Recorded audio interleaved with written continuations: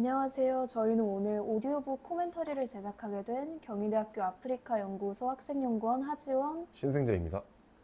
네, 오늘 저희가 다뤄볼 이야기의 제목은 젊은 도둑이라는 아프리카의 민담인데요. 아프리카의 민담, 저도 정말 재밌게 읽었는데 혹시 재밌게 읽으셨나요?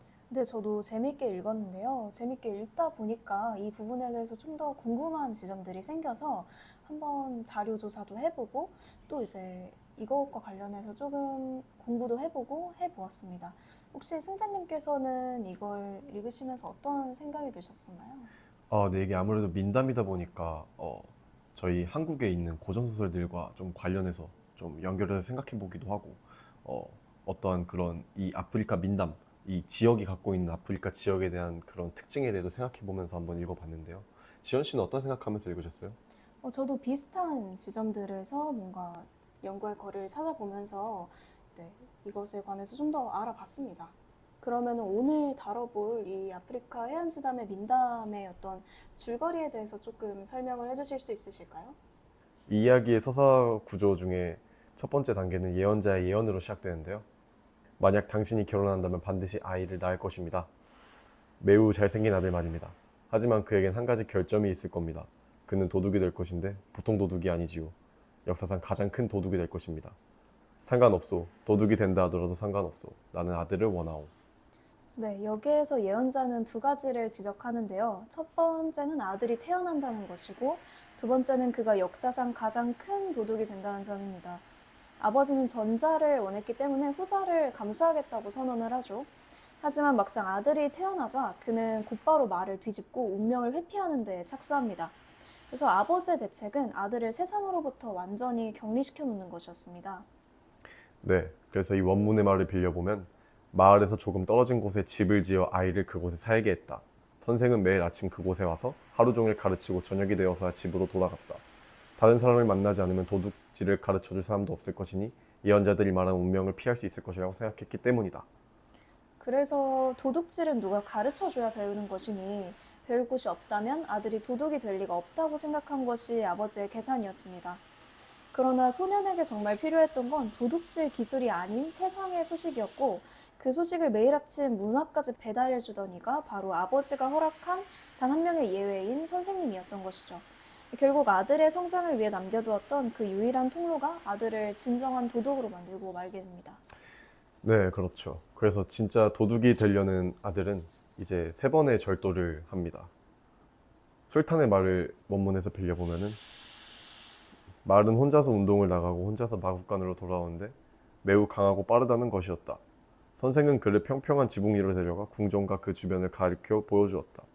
오는 길에 깜짝 놀랄 소식을 들었지 뭐냐. 내가 어제 말한 술탄의 말이 도둑 맞았다고 하는구나. 선생은 잡담을 하고 소년에게 지도를 주고 본인에게 범행 결과를 보고합니다. 소년은 수사 상황에서 침대 밑에서 브리핑을 받는 셈이죠. 그래서 두 번째는 어떤 것이 있었냐면 부인 예언자님께서 책상자를 가져오라고 저를 보내셨습니다. 라고 이야기를 해서 두 번째 절도부터 소년은 담을 넘지 않습니다. 그냥 문 앞에 서서 말을 할 뿐이고 도구가 손에서 혀로 옮겨지게 됩니다.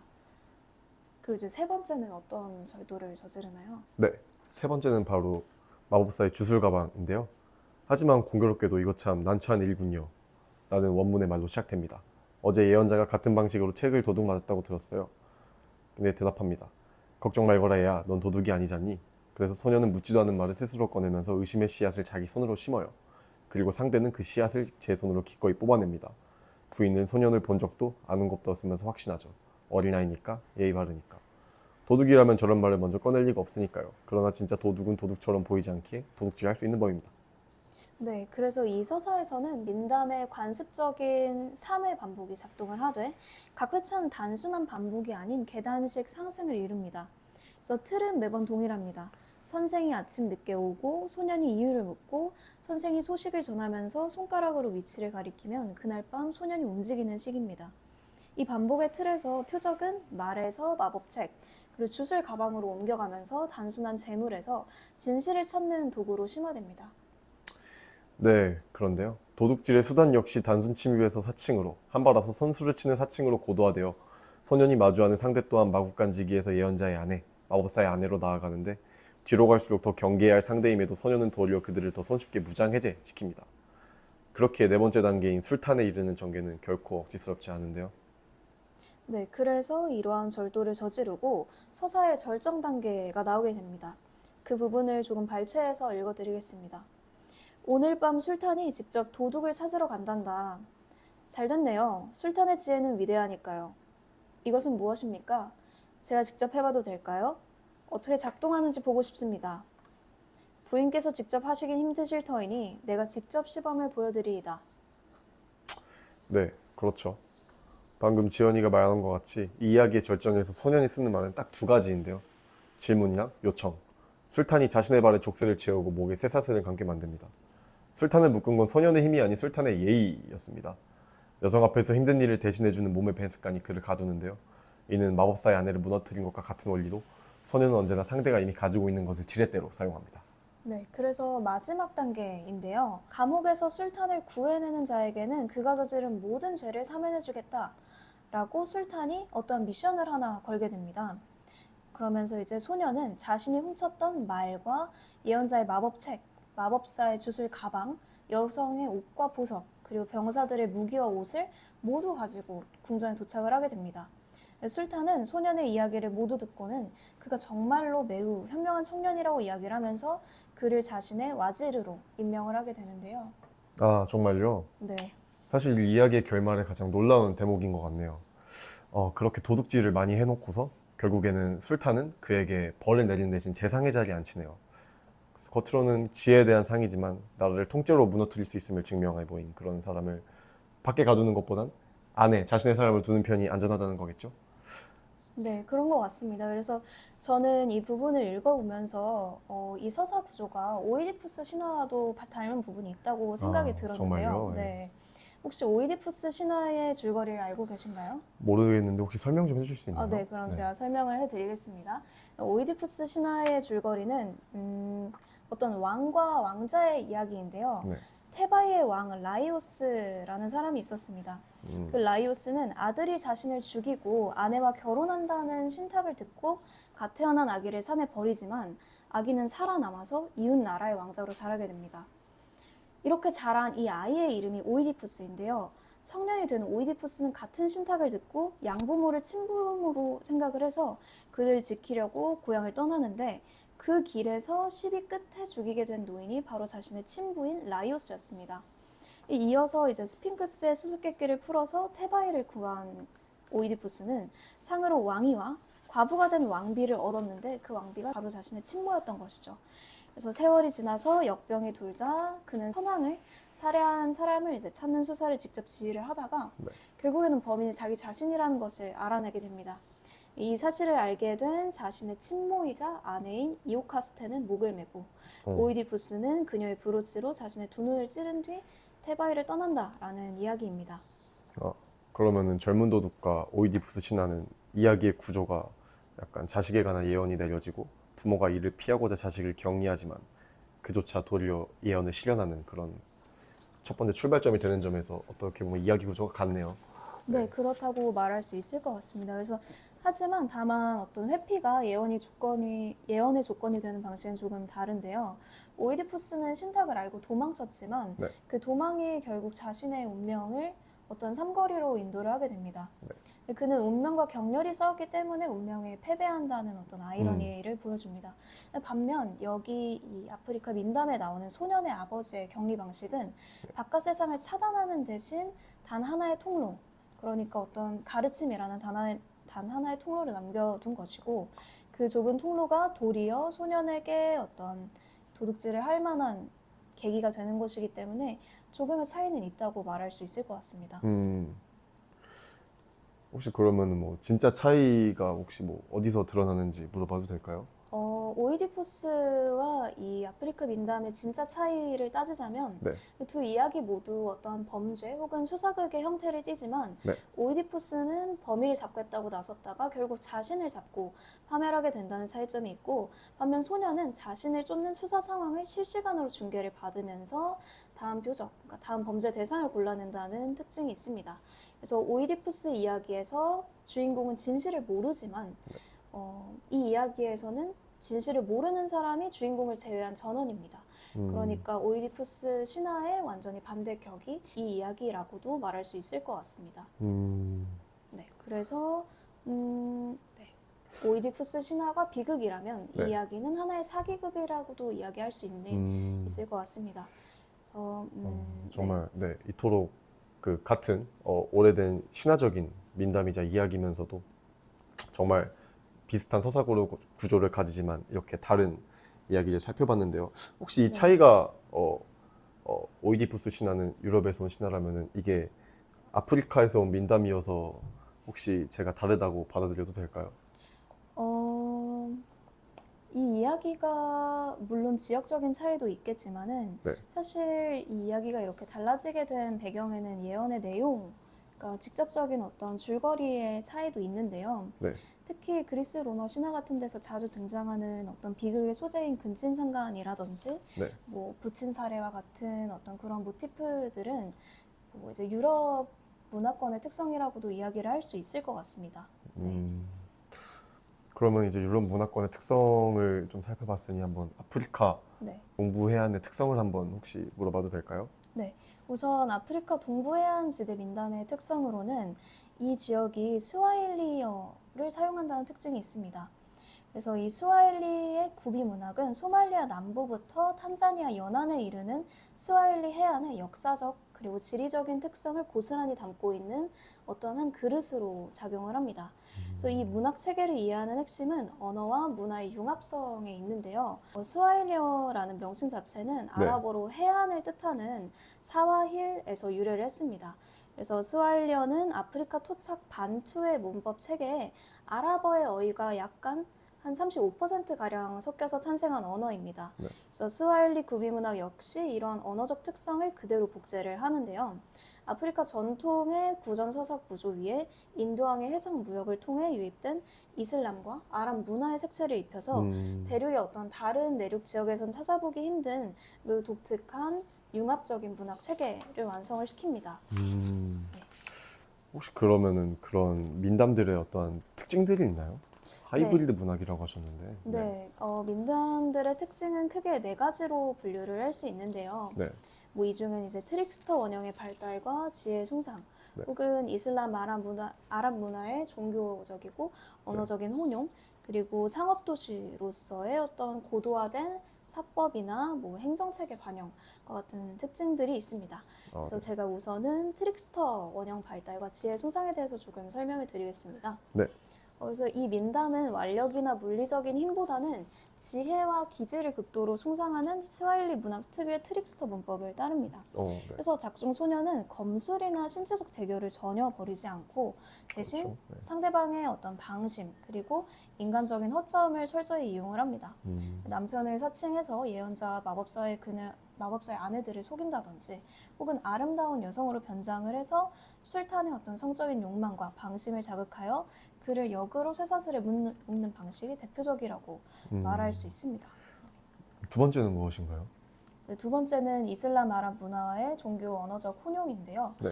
뭐 이야기의 전반에는 스와힐리어에 유입된 이슬람 아랍 문화가 언어와 소재를 통해서 직접적으로 투영이 되어 있습니다. 네. 그래서 작중에 등장하는 국가 통치자의 명칭 혹시 알고 계신가요? 모르겠어요. 혹시 무엇인가요? 이거는 이제 아프리카 전통 부장의 추장이 아니라 술탄이라고 하는데요. 술탄이요? 네. 네. 술탄에 관해서는 전에도 들어보신 적이 있으실 텐데 네. 그 신화가 이제 재상을 뜻하는 와지르입니다. 그래서 이 술탄과 와지르라는 단어 두 개 자체가 스와힐리어의 어떤 언어 형성기의 사정을 잘 보여주는 징표라고 생각을 합니다. 그렇군요. 네. 네. 그래서 또 이제 해상 상업 도시의 고도화된 사법이나 행정 체계의 반영이라든지 이러한 네. 부분들도 있는데 혹시 여기에 대해서 좀 더 설명을 해주실 수 있으실까요? 네, 해상 상업 도시에 관해서는 제가 조금 네. 뭐 설명을 해드리자면은 농경이나 수렵 혹은 정글을 배경으로 삼는 일반적인 아프리카 내륙의 민담과는 달리 이 젊은 도둑은 어떤 정교한 행정과 사법 시스템이 잘 깔려 있는 도시를 배경으로 삼아요. 그래서 여기서 조금 흥미로운 점이 있다면은 소년이 술탄의 어떤 사면령을 대하는 태도죠. 술탄이 그를 사면시켜 주려 할 때 그는 재상에게 와지르죠. 네, 술탄의 신하인 와지르에게 직접 찾아가서 자신의 안전을 보장하는 서면 문서를 약속을 합니다. 그래가지고 여기에 술탄의 친필 서명을 확인한 뒤에야 그때 열쇠를 넘겨주는 철저함을 보이죠. 그게 사실은 인도양의 그런 수세기 동안 계약서 작성, 뭐 서명, 법정 문서 거래를 일상적으로 수행하며 살아온 그런 수알리 해안의 해양 상업 도시민들의 약간 어떠한 그런 습관적이고 그런 문화적인 사회적 배경과 높은 법적인 합리성이 같이 곁들여 있는 그런 설화 속에 그런 게 고스란히 이식된 결과물이라고 합니다. 네. 네, 그렇군요.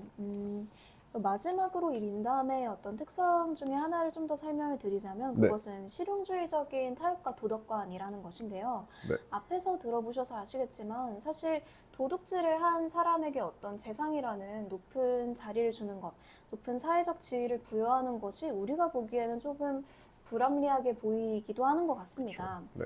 그래서 이 민담의 가장 큰 특징 중에 하나라고도 저는 생각을 하는데요. 이 민담은 방금 말씀드렸다시피 범죄나 어떤 도덕적인 이탈 행위를 파멸적인 징벌로 단죄하는 대신에 조화와 어떤 사회적인 포섭을 선택합니다. 그래서 서구의 동화나 권선징악형 설화라면 왕을 묻고 채찍질을 한 도둑은 참수형이나 어떤 그렇죠. 가혹한 형벌을 받았겠죠. 그렇죠. 그러나 네. 이 이야기에서 술탄은 도리어 소년의 압도적인 영리함을 인정하고 그것을 이제 이용하여서 그를 국가 최고의 요직인 재상, 즉 와지르로 임명을 한다는 어떤 특징이 있는 것 같습니다. 네. 그렇네요. 네. 혹시 뭐 이 젊은 도둑을 읽어보면서 오이디푸스 신화 말고 뭐 저희 나라 고전 소설이나 뭐 다른 소설 중에 생각나는 좀 비교되는 작품이 있으셨나요? 네. 제가 생각난 작품들은 뭐 박시전이라든지 전우치전과 같은 것들이 생각이 났는데 이것들이 생각이 난 이유는 바로 이 박시전과 전우치전의 주인공도 이 민담의 주인공과 같이 어떠한 비범한 탄생이라는 공통점을 공유하고 있기 때문입니다. 그렇죠. 그래서 네. 젊은 도둑의 소년이 태어나기도 전에 역사상 가장 큰 도둑이 될 것이라는 예언을 받았고 결국에는 그 운명의 궤적에서 벗어나지 못했던 것처럼 우리나라의 고전에 등장하는 영웅들 역시 비슷한 궤도를 그리고 있다고 생각이 드는데요. 그렇죠. 네. 혹시 박시전이나 전우치전을 읽으시면서 어떠한 유사한 공통점이 있다고 생각이 드신 부분이 있으시다면 말씀해 주실 수 있나요? 네, 그렇죠. 아까 그 지연 씨가 말씀한 대로 서로가 그 똑같은 공통점을 가지고 있다면은 타고난 그런 비범함을 가지고 있는 개인들이라는 거죠. 예를 들면 박시전의 주인공 박씨는 상공 박저사의 딸로 태어났죠.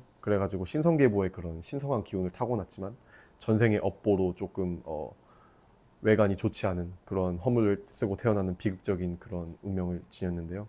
그리고 전우치도 마찬가지죠. 전우치 또한 원래는 천상계의 신선이었지만 지상으로 유배를 온 그런 좀 내력을 지니고 있죠. 그래가지고 이들의 그런 신통함은 어떠한 후천적인 노력이 아닌 운명에 각인되어 있는 그런 것들이고, 그래서 그것들이 서사를 이끄는 절대적인 원동력으로 작용한다는 점에서 일맥상통한 공통점을 가지고 있다고 합니다. 네. 네, 그렇군요. 그래서 뭐 방금 말씀을 하신 것처럼 네. 어떤 선천적인 노력이 없다고 말씀은 하셨지만 제가 느끼기에는 물론 이 여기에 등장하는 두 주인공들이 당연히 선천적인 능력을 타고난 것도 맞지만 어떤 시대 상황이나 특히 전우치전 같은 것들을 들여다봤을 때는 이 전우치가 활동을 하게 되는 배경에는 사회적인 불합리함이 존재를 하고 있는 거잖아요. 그쵸. 영웅으로서의 전형적인 선천성이라는 속성들도 있지만 이러한 속성들이 발현하는 것을 가능할 수 있게 해주는 어떤 사회적인 배경과 그 외에 다른 우연들이 있지 않았나라는 생각이 듭니다. 그래서 우선은 이렇게 박시전과 전우치전이랑도 한번 간단하게 비교를 해봤는데 어떻게 이런 결말의 차이가 발생하게 된 건지 혹시 생각을 해보신 적이 있나요? 사실 박시전에서 박시주 부인은 외모가 추하다는 이유 하나만으로 남편 이시백과 시댁 식구들에게 되게 박대당해요. 그리고 결국에는 심지어 별것까지 해요. 하지만 결국에는 도술로 남편을 장원급제도 시켜주고, 그리고 병자호란이라는 비극이 그때 또 터져요. 이 소설의 배경상. 그래가지고 그때 무능한 그런 남성 사대부들이 청나라 앞에서 절을 하죠. 예, 절을 해가지고 이마 터질 때까지 절을 하는데 그때도 어떠한 그런 정기성을 발휘해가지고 완벽하게 청나라 명장을 굴복시키는 그런 설정을 갖게 됩니다. 그래가지고 그로써 남성 사대부들과 그 당시에 무능한 어떠한 봉건 사회를 풍자하는 이야기가 전개되는데요. 전우치도 마찬가지입니다. 전우치도 어떠한 흉년이 이어지고 그리고 탐관오리들의 수탈이 계속돼가지고 민생이 도탄에 빠지니까 구미호에게 빼앗은 어떤 도수를 활용해가지고 수많은 양반들과 관료들을 좀 농락을 합니다. 네. 네, 그런 차이점들이 있군요. 그래서 방금 승자님께서 말씀을 해주신 부분은 우리나라의 어떤 고전, 설화와 관련된 역사적 배경에 대해서 이야기를 해주신 것 같은데요. 사실은 동아프리카의 역사적 배경에서도 이 차이의 원인을 찾아볼 수 있습니다. 그래서 사실 이 잔지바르라는 공간은 역사적으로 아라비아와 아시아 그리고 아프리카 대륙을 잇는 인도양 무역의 요충지였고 5만 제국의 해양 거점으로서 거대한 인도양 노예 무역의 본거지라는 어떤 착취의 역사를 품고 있는 곳입니다. 그래서 네. 스와힐리라는 명칭 자체가 아까 말씀드렸다시피 아랍어로 해안을 해안이죠. 뜻할 만큼 천년 가까이 아랍 이슬람 외세의 지배를 받았고 그 네. 결과로는 자연스럽게 민담 속에서도 술탄이나 와지르 혹은 알라와 같은 이슬람 문화권의 어떤 아랍어들이 융합하게 된 것입니다. 네. 그래요. 그래서 네. 좀 더 설명을 드리자면 네. 이처럼 노예 사냥의 위험과 그리고 공고한 외세 신분제 사회가 지배하던 당시의 현실 속에서 피지배층 민중들에게 술탄의 체제를 전복하는 것은 사실 불가능에 가까운 일이었습니다. 지상에서 어떤 신의 대리인의 역할을 수행하는 술탄이기 때문에 이것은 이미 이슬람 문화에 깊이 녹아들어서 수많은 무슬림들이 존재를 하고 있었을 뿐더러 그리고 강력한 술탄 정권이 무너지면은 사회 시스템과 치안이 통째로 붕괴해 노예가 될 만한 어떤 위험에 처할 수 있었던 상황이기 때문이죠. 네. 그럼 술탄이란 존재는 어떻게 보면은 그들을 지배하는 어떤 지배 주체지만서도 그들의 안정과 현실을 보장해주는 이중성을 갖고 있는 그런 존재였나 보군요. 네, 그렇습니다. 그래서 민중들은 소년을 통해서 이제 술탄을 채찍질하는 어떤 풍자를 통해서 카타르시스를 즐기면서도 결말에서는 결국 술탄이 가지고 있는 권력으로 소년이 와지르라는 사회적인 어떤 지위를 획득하게 되면서 가장 합법적으로 권력을 지니게 되는 어떤 안전하면서도 쾌감이 둘 다 있는 그러한 판타지를 선택한 것으로 보여진다고 생각합니다. 그래서 이렇게 오늘은 한국 고전소설가의 비교를 통해서 동아프리카의 아픈 역사와 독특한 문화적인 맥락을 함께 알아봤습니다. 네. 이번에 소개해드린 젊은 도둑이 수록된 아프리카 동부해안 민담 1에는 이것 이외에도 동아프리카의 다채로운 문화와 숨겨진 역사를 엿볼 수 있는 매력적인 민담들이 가득합니다. 그렇군요. 네. 아프리카의 민담이 더 궁금하시다면 이 책을 한번 시청자분들도 읽어보시길 추천드립니다. 네. 네, 그러면 저희는 지금까지 하지원 신승주였습니다. 네, 감사합니다. 감사합니다.